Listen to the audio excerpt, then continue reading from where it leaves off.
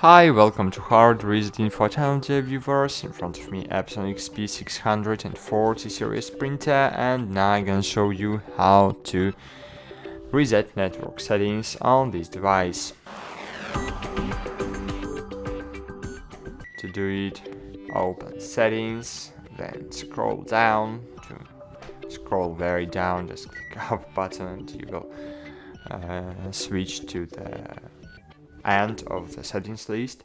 Choose here restore default settings, find here network settings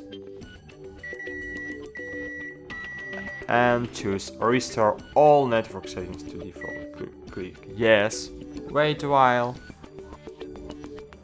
and great, defaults restore.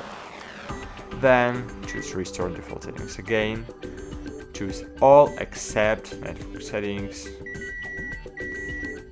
And in this way, if you don't want to reset network settings, but you want to reset all settings, you can choose this feature.